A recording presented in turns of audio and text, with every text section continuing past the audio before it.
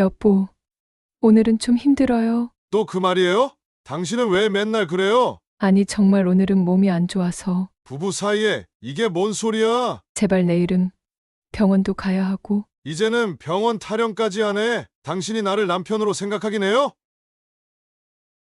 제 나이 65, 김주혜라고 합니다. 저는 지금 재혼한 남편과의 이야기를 하려고 해요.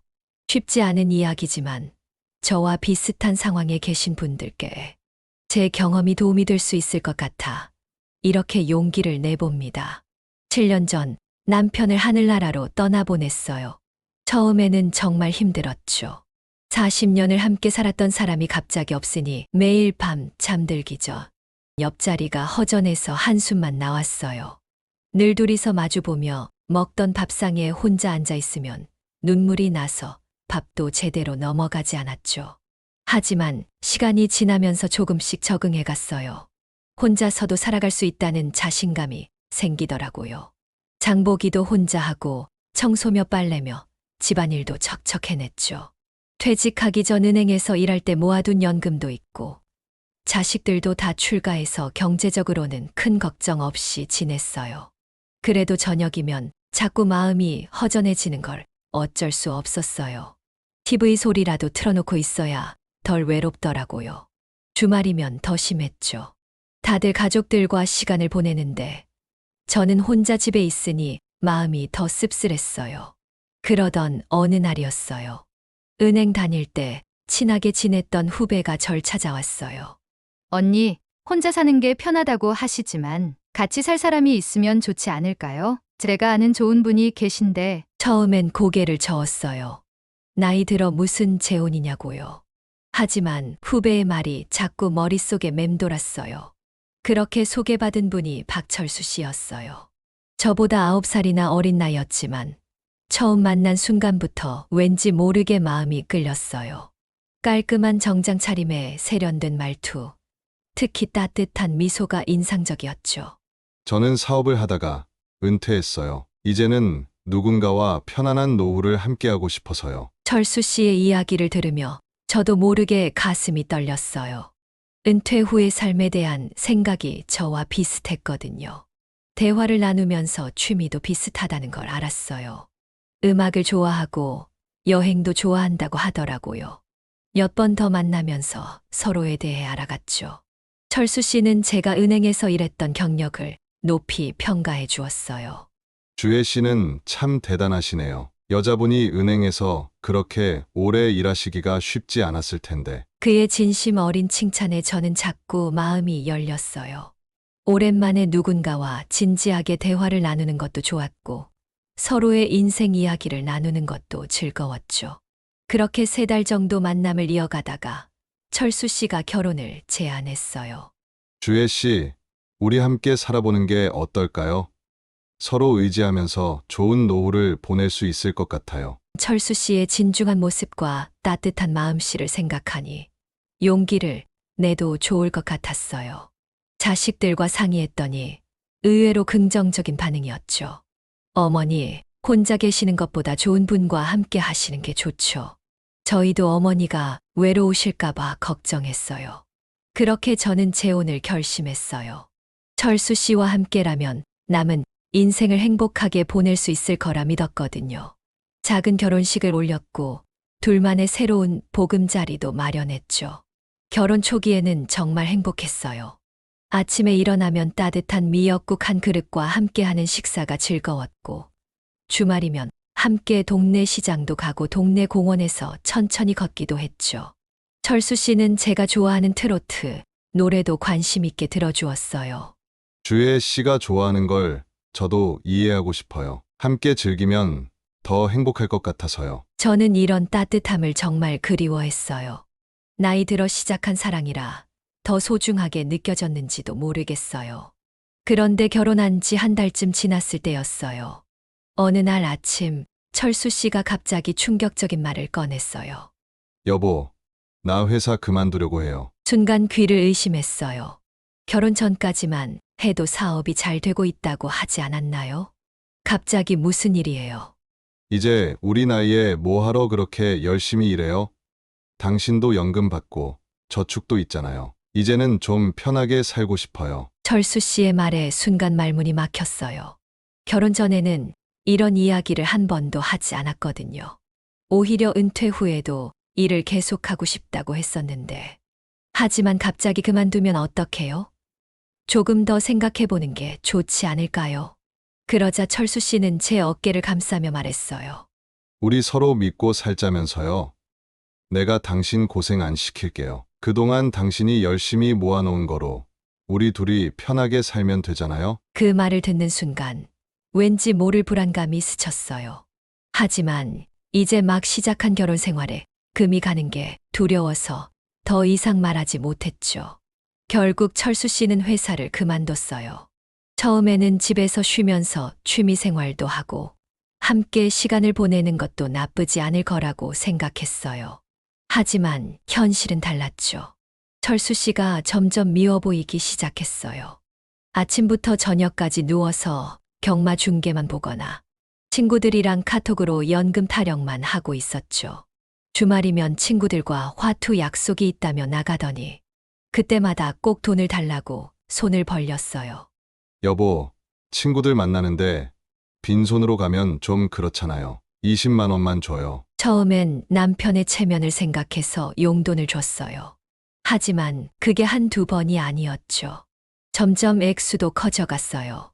철수 씨의 지출은 계속 늘어났고 제 통장 잔고는 눈에 띄게 줄어들기 시작했어요. 더 큰 문제는 그가 제 의견은 전혀 묻지 않고 마치 제 돈이 당연히 자기 것인 것처럼 행동한다는 거였죠. 어느 날 저는 조심스럽게 말을 꺼냈어요. 여보, 우리 지출이 너무 많은 것 같아요. 노후에 대비해서 좀 아껴야 하지 않을까요? 그러자 철수 씨의 표정이 순식간에 굳어졌어요. 당신은 왜 그렇게 돈 얘기를 자주 해요?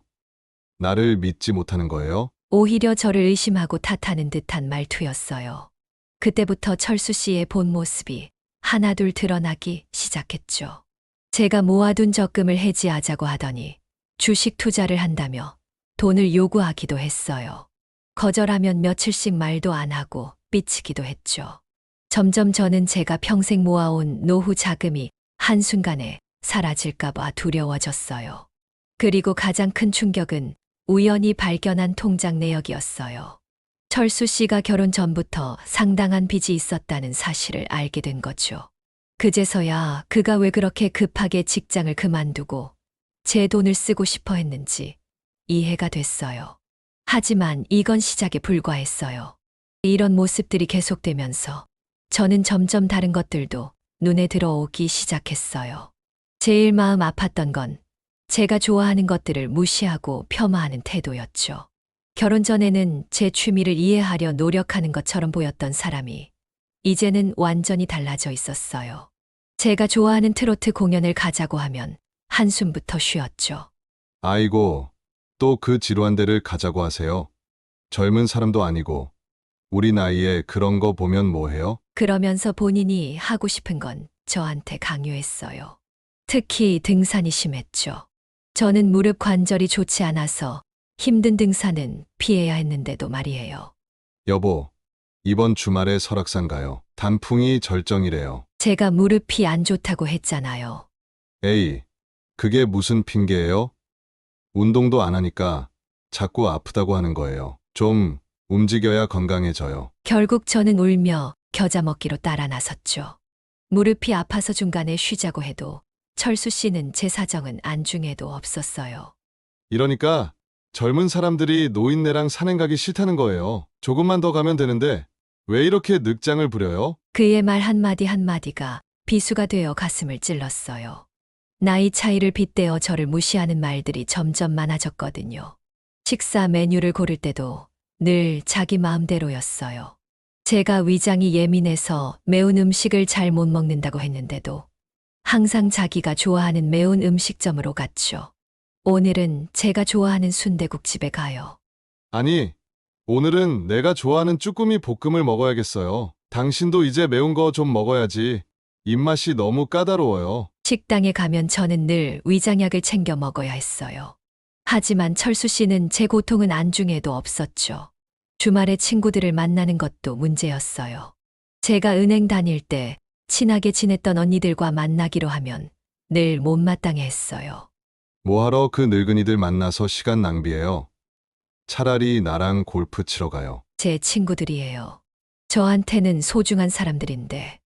에이, 다들 노망난 것처럼 옛날 얘기만 하고 당신도 이제 그런 모임은 좀 그만둬요. 마치 제 인생의 주인공이 저가 아닌 것 같았어요. 가장 서러웠던 건 제가 모아둔 돈으로 고요식하면서도 저를 존중해 주지 않는다는 점이었어요. 제 통장은 마음대로 쓰면서 정작 제 마음은 하나도 이해하려 하지 않았거든요. 그동안의 일들도 힘들었지만 가장 괴로웠던 건 밤 시간이었어요. 철수 씨는 제 나이나 건강은 전혀 고려하지 않고 매일 밤 부부관계를 요구했거든요. 처음에는 서로를 이해하고 배려하면서 자연스럽게 이뤄졌어요. 하지만 시간이 지날수록 철수 씨의 태도가 달라졌죠. 제가 피곤하다고 몸이 안 좋다고 해도 들으려 하지 않았어요. 여보, 오늘은 좀 쉴까요? 어제 등산 다녀와서 다리가 너무 아파요. 그러면 철수 씨는 짜증부터 냈어요. 아니, 매일 피곤하다.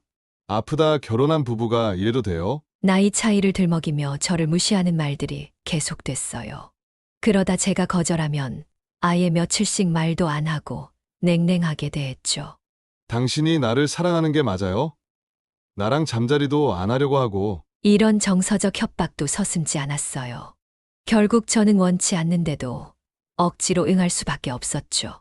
그런데도 철수 씨는 만족을 모르더라고요. 우리 나이 때는 이게 건강에도 좋아요. 매일 하는 게 서로한테 도움이 돼요. 그의 이런 말들이 저를 더욱 괴롭혔어요.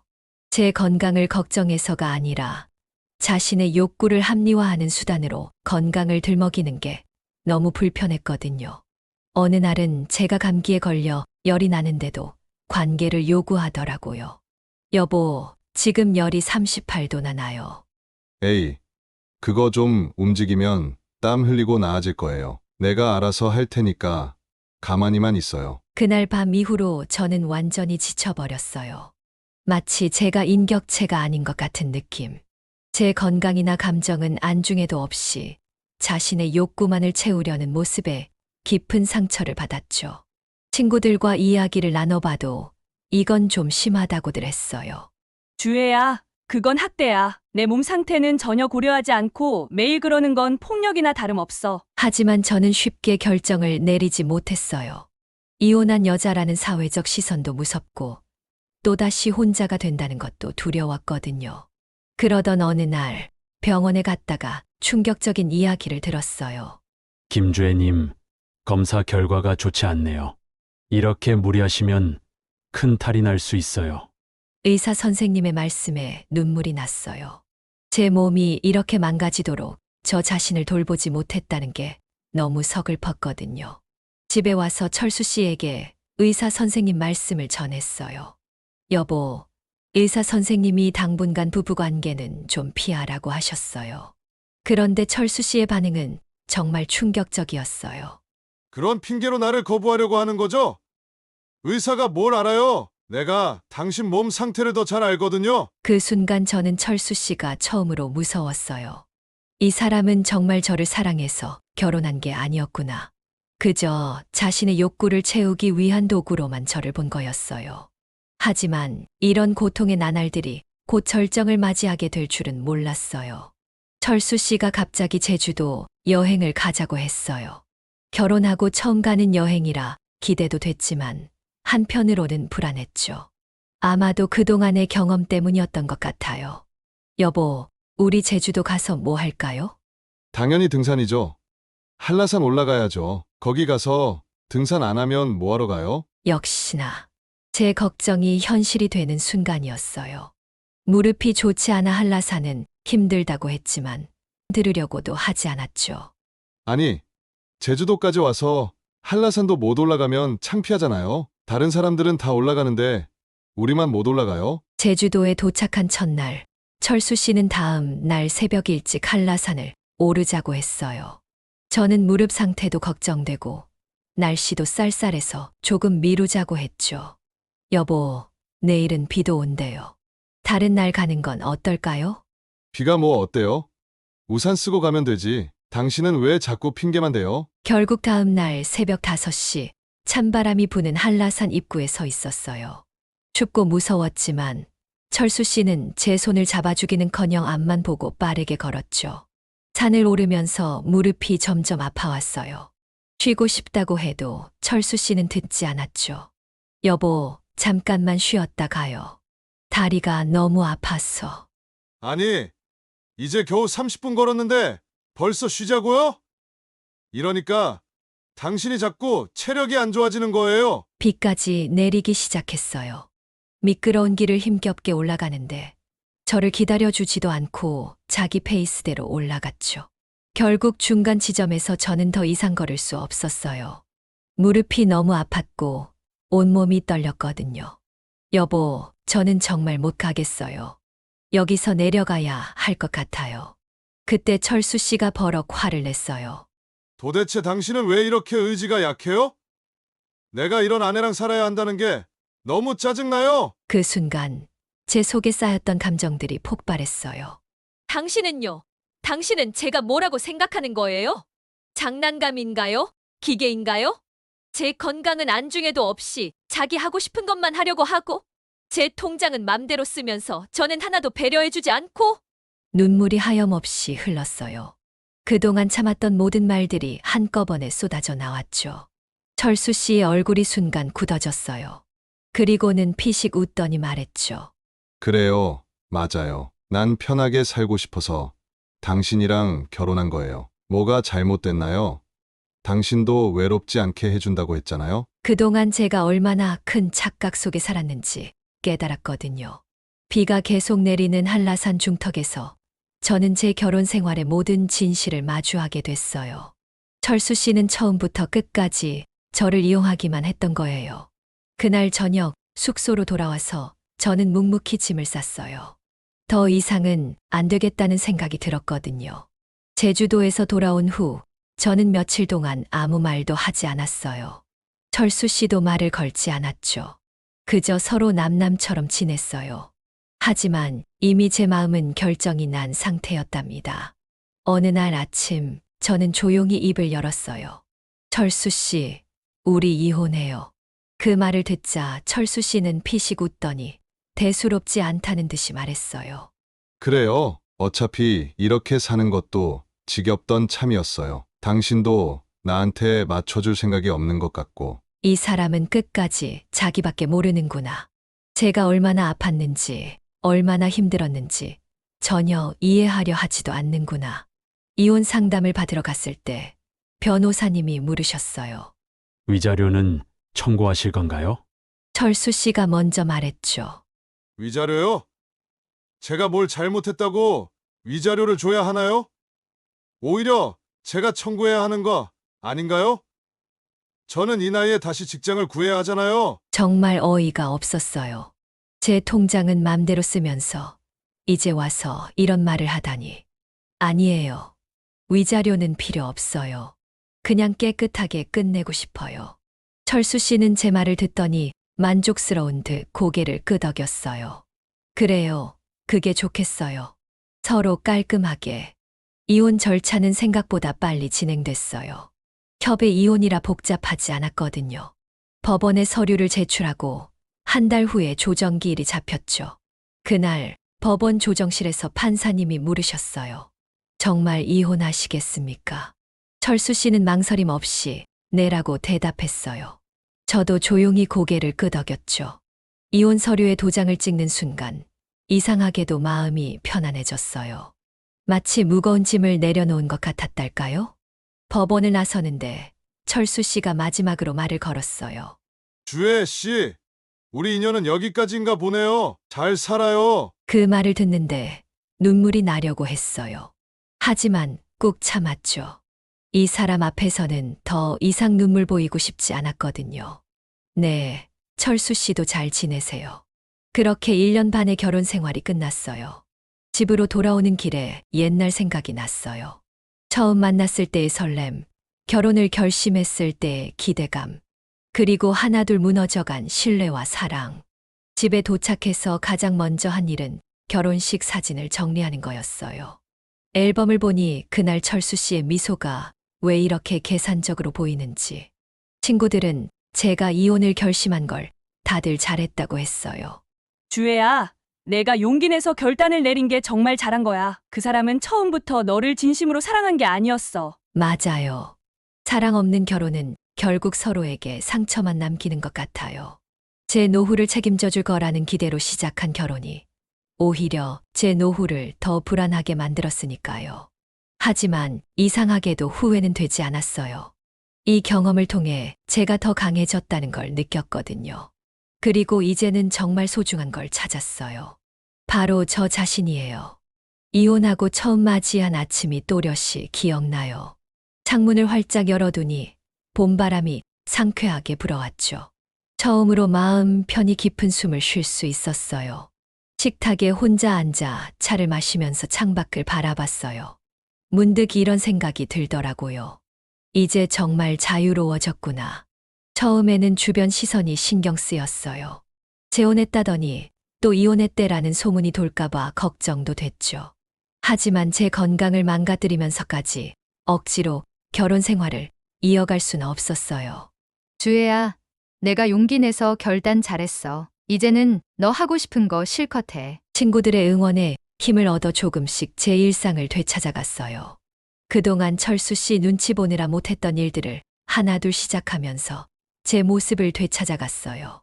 아침에 일어나면 제가 좋아하는 클래식 음악을 틀어놓고 차를 마시며 하루를 시작했죠. 은행 다닐 때 친하게 지냈던 언니들과의 모임도 다시 나가기 시작했어요.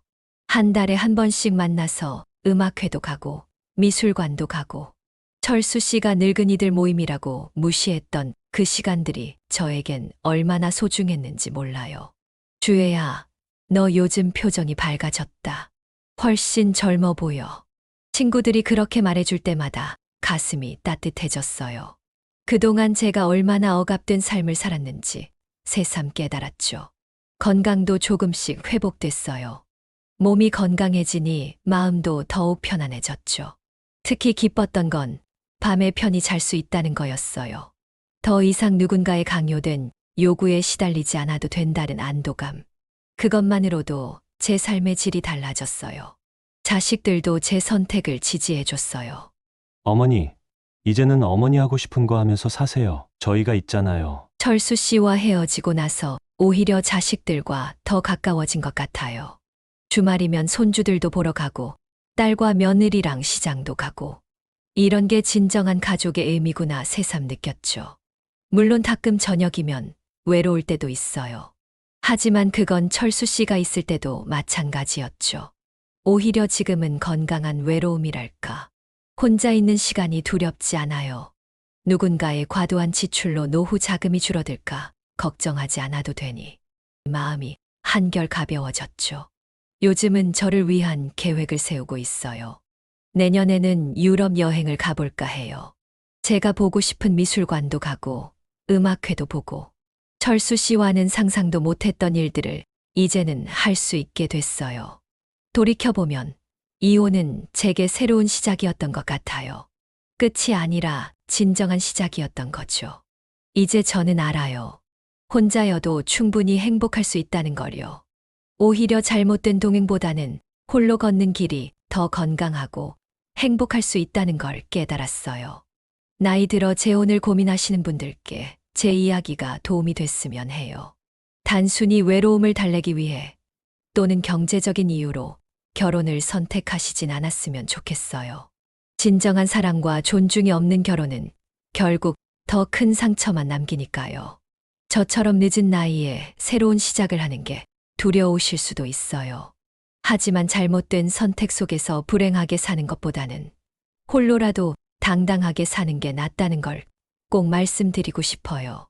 이제 저는 제 인생의 주인공으로 살아가려 해요. 늦은 것 같지만 결코 늦지 않았다고 생각해요. 앞으로도 제가 좋아하는 것들을 하면서 행복하게 살아갈 거예요. 김주혜 씨의 이야기를 들어보셨습니다. 65세의 나이에 새로운 시작을 선택한 그녀의 용기 있는 결단이 많은 분들께 깊은 울림을 주었길 바랍니다. 이 이야기를 통해 우리가 얻을 수 있는 교훈을 정리해 보겠습니다. 첫째, 나이가 들어도 잘못된 선택은 바로잡을 수 있습니다. 외로움에 떠밀려 시작한 관계보다는 홀로라도 당당하게 살아가는 것이 더 값진 선택일 수 있습니다. 둘째, 진정한 사랑과 존중이 없는 결혼 생활은 오히려 더 큰 상처와 고통을 가져올 수 있습니다. 특히 재혼을 고민하시는 분들은 상대방의 진심을 충분히 살펴보시기 바랍니다. 셋째, 자신을 사랑하고 지키는 것이 무엇보다 중요합니다. 주혜 씨가 보여주셨듯이 스스로를 지키는 용기만 있다면 언제든 새로운 시작이 가능합니다. 여러분의 인생에도 이런 용기와 결단이 필요한 순간이 있을 것입니다.